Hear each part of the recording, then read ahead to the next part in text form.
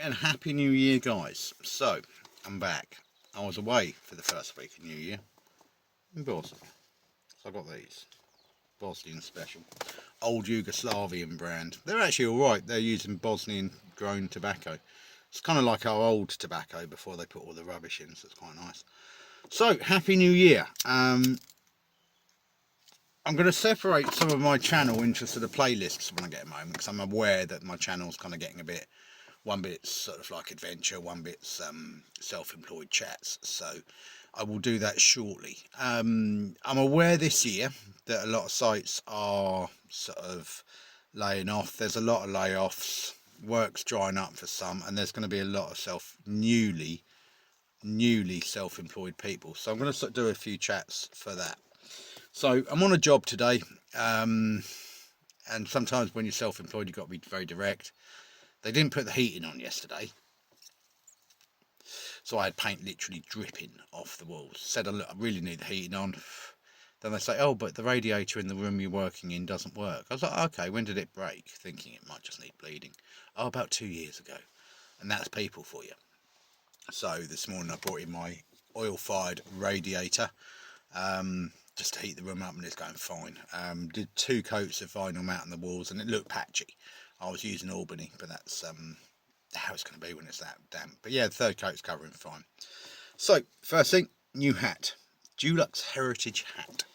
So Brewers very kindly gave me a new hat, as the old one, my old Brewers one, was still covered in that black gloss. And for those who follow my series, it was just a constant reminder of that job and that weirdness. So yeah, it's gone, it's in the bin. Nice new Dulux Heritage. Haven't actually used Dulux Heritage yet, but I intend to, because I've heard some good things. Although I wouldn't use Dulux Vinyl Matte. I don't like it. The new formula, they've changed the formula, so I tend to just use Albany or Albany or Crown normally. Normally just Albany, because it comes in a metal tin and it just looks better, and it's good stuff. So anyway, I'm on a job, and it occurred to me for newly self-employed. So I've done a video on sort of pricing and what you should be charging, and like how I've come to that figure of 160 a day minimum to earn minimum wage as self-employed. So today is about risk taking when you're self-employed. So you're going to have all your terms and conditions, and I normally just, a lot of them are verbal. Look, I don't work with other trades in the house. I need heating, I need hot water, I need electric, all of that. You can discuss that fine, all those finer details. Extras I don't normally put in my terms and conditions, but if I find one, I stop, I discuss it, and whatever. And if I'm asked to do an extra for payment, I always say, yeah, no problem. And we've all got smartphones now. I say, no problem. I'm just going to send you a quick email just to say we discussed this and you've agreed to pay this as an extra. Just agree, that's done. Because otherwise on payment day, oh, no, we never agreed this. We didn't realise that. And I've had that before, and I've covered that in another video as well.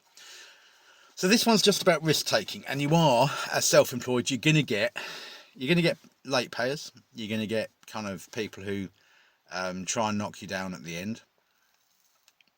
I've had that where people have gone, oh, if we pay you cash, can we save the VAT and tax? No, not VAT registered. I would have to tell you at the beginning what the price is, plus plus VAT, plus also I don't want to do tax fraud, and I've covered, and I'll tell some stories over the next few weeks, customers and scenarios I've had. But this one is basically just to say, when you're self-employed, you need about a month's money in your bank account at any one time, to be honest with you. And you should never ever take on a job unless you can afford to lose all the money on it. So, i.e., my payment terms, if you like. So I charge all materials up front, however big the job. I charge 25% of the labour a week before. I normally charge a booking deposit as well, sort of like 50 quid. Just sort of if they're booking way in advance, just because it stops people booking you in and then finding someone else quicker or cheaper. But yes, that's certainly 25% of all labour a week before, 25 all the materials up front a week before. And if it goes sort of into the second week, I normally just say, look, yeah, that's fine, just pay on completion. But if it was going to go into 2 or 3 weeks, I'd be then asking for a stage payment. So I'd be saying at the end of week 1 you pay so much, at the end of week 2 you pay so much, and the balance on completion. So kind of that way you're never losing. So if you're doing a full week's work for somebody, you're never losing more than about 4 days money at any one point.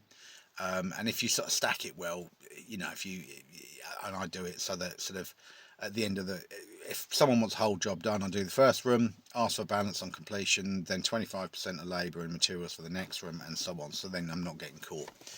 But you're going to get the customer who you do a week's work for. So if you use that little system, you're never going to get caught for more than about 4 weeks. 4 weeks money. So for 4 days money, sorry. So you're going to get caught for 4 days money. 4 days money is still a lot. You can go through, you know, small claims court. Lots of the Facebook forums have people who will help you with that. But always, a week before, all the materials up front, 25% of labour, with it written in an email saying balance on day of completion. Sometimes people will let it go over to the following day and you can send a little nudge message, but certainly if it's going into kind of 2 days after, you can say, look, it was balanced on day of completion. You can then scale that up to a letter and through the door, and you can start small claims courts proceedings within the week, and people will be kind of like, they will panic, trust me. You will get it, but you need to kind of make sure your risk is way low. And I'm hearing stories of people kind of who were owed money for months from people. It's ridiculous. Don't do it. It's your living. You need that money to kind of survive and everything. So yeah, very quick video. Limit your exposure to debt. If you're doing a commercial job, research the company. If you're doing mainly commercial jobs, think about using a factoring company. So a factoring company is a company where you do a job for a commercial firm, you raise the invoice, send it to the firm, send it to the factoring company. They will pay you 90% of your invoice, and 10% is their fee, and then they do all the chasing for the invoice, provided you can prove you've done the work and you've got all the purchase orders and everything like that. You shouldn't be going in and doing commercial jobs unless you really know what you're doing, because some of these people will really screw you over. I do very few. I still have the same thing. Payment week before, materials up front, 25% of labour, and then I normally say payment 7 days after invoice, and produce the invoice at the end.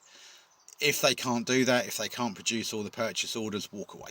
And I have had that where people, they're humming and hawing, and it's just like, no, it's a red flag. So yeah, just limit your exposure to risk. Do you know what I mean? And just don't let anyone owe you lots and lots of money. I've heard stories of one guy, he got done by a property developer, and he let them build up a bill of £20,000. Then they went bankrupt. Why? That's a lot of work and a lot of materials. I wouldn't be even getting close to that. A property developer might get me for about 1,000, to be fair. That's it. End of story. But I'm talking more small scale stuff. I'm a self-employed, so I'm a kind of like a one-man band at the moment. I sometimes have some helpers. Obviously the bigger companies and the guys with 3 or 4 people working for them, and they're going to be limited companies. They're going to have a very different outlook. This isn't for you. This is for the guys who are newly self-employed. You kind of know what you're doing, you can do the job, but you're struggling to kind of manage what you're doing. And the thing is, I came across another guy, lovely guy. He gave me a hand on the job a couple of years ago, maybe 3. But he was too relaxed. I was like, well, how are you doing? Because he came to me, I said, look, I need a hand on the job. I'd loaded my deposit so I could pay him at the end of the week and not lose. And he got paid. So like on the Friday, when he finished with me, I'm like, right, give us your bank details. I'm putting the money in. That's it. And then I know I'm done. I don't really want him chasing or looking for money, because I wouldn't want that myself. But I said, oh, how are you doing all your invoicing? And then he said, oh, I just turn up, look at the amount of days, tell them it'll be roughly this, and then I just buy the materials as I go and charge them. He's no longer self-employed because he got knocked too many times, and people were querying materials. And on the subject of materials, never ever let a customer use your trade discount, i.e. go and buy paint themselves from the suppliers. Also, the minute a customer says, oh, I've got the paint myself, walk away. They're always going to use cheaper DIY paint, which is thinner, harder to work with, and you'll end up doing more coats and you just won't get the quality, and it's just hard to work with. What's the point? I've had customers say, oh well, we can get it through our business. Fine, that's fine. I will give you a list of what I want.